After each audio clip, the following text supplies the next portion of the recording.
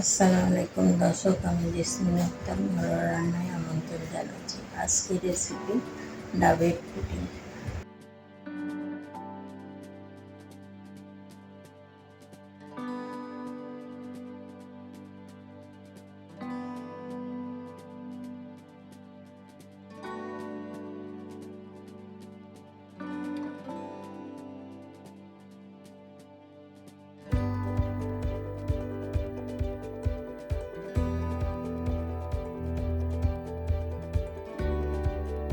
ডাব নিয়েছি, একটু নারিকেলের শ্বাস সহ ডাব নেবেন, আগার আগার পাউডার, চিনি। ডাবের পানিটা ঢেলে দেয়,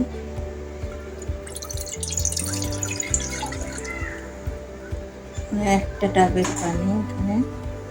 আর চিনি, আপনারা ডাবের পানিতে চিনি মিষ্টি থাকে, ডাবের পানি অনেকে চিনি খায় না, চিনি না দিলেও চলে। আমি এখানে 1 চামচ চিনি দিয়েছি, টেবিল চামচের 1 চামচ চিনি।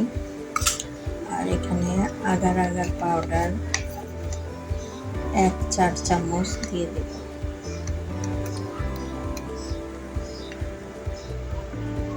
আগার আগার পাউডারটা 1 চামচ দিয়ে দিলাম।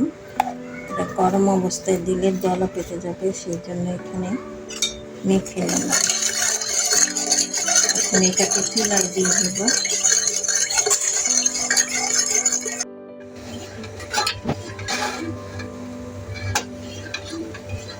ডাবের পানিটা চুলায় দিয়ে দিয়েছি, আগার আগার চিনি দিয়েছি।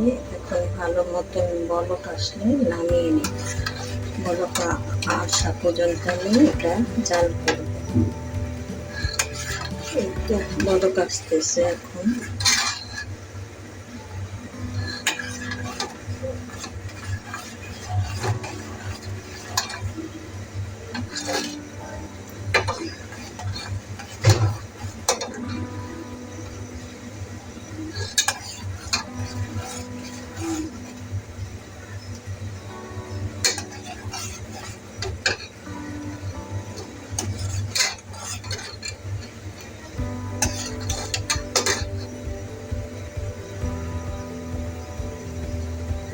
হয়ে গেছে, এখন নামিয়ে নেব।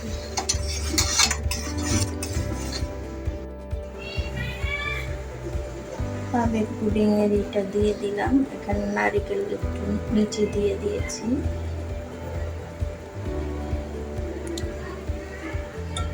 এখানে আর একটু দিয়ে দিই নারিকেলের। এটা আধা ঘন্টা 1 ঘন্টা পরে নর্মাল হলে ফ্রিজে রেখে তারপরে পরিবেশন করব।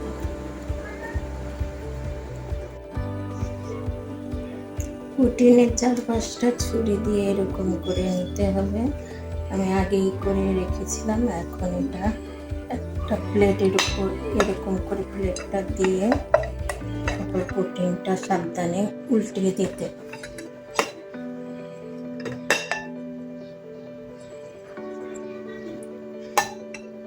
ঠিক আছে, আমি ভালো করে এটা ছুটিয়ে নিই।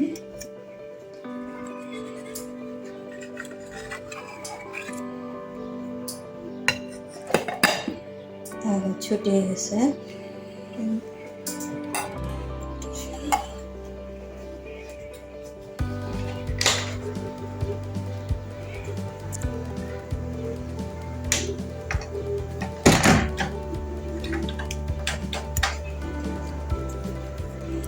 উল্টিয়ে নিলাম।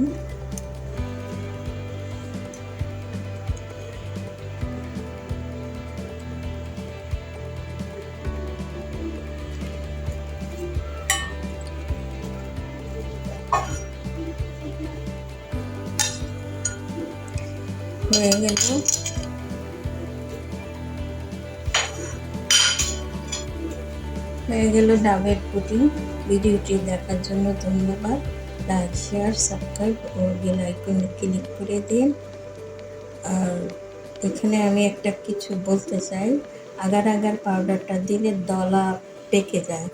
তখন আপনারা এটা গরম আগার আগার পাউডারটা গরম দেবেন না, ঠান্ডা দেবেন। যখন দেখবেন একটু দলা পাকা তখন ডাল ঘুটনি দিয়ে ঘুটিয়ে দিলে এটা মিশে যাবে ভালো মতো।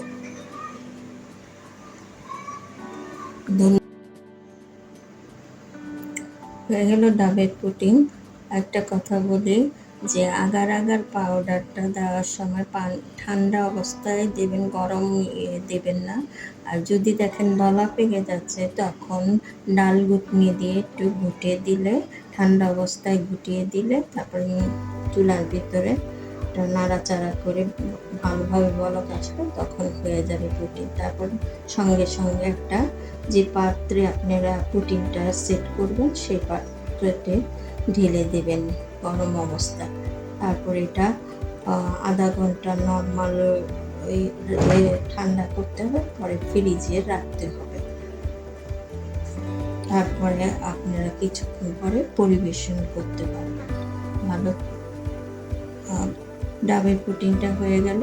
ভিডিওটি দেখার জন্য ধন্যবাদ। লাইক, শেয়ার, সাবস্ক্রাইব ও বেল আইকনে ক্লিক করে দেন। ভালো থাকেন, সুস্থ থাকেন। আল্লাহ হাফেজ।